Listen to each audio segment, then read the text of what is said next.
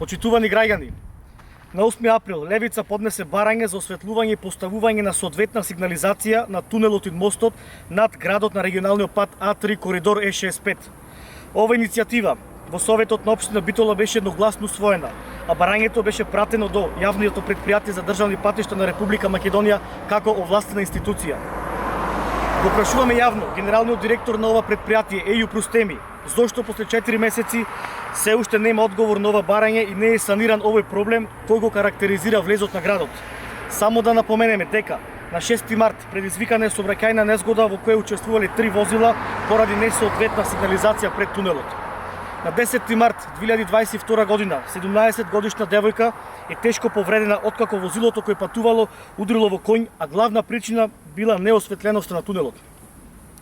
Дали директор Еју Простеми ќе преземете одговорност за наредните незгоди кои им се закануваат на граѓаните? Како локален огранок на Левица, ве повикуваме јавно да одговорите на барањето кое е пратено до јавното претпријатие за државни патишта на Република Македонија и бараме итно санирање на мостот и тунелот над градот. Се надеваме дека политичките препукувања помеѓу централната и локалната власт ќе ги оставите на страна и ќе се погрижите за безбедноста на граѓаните.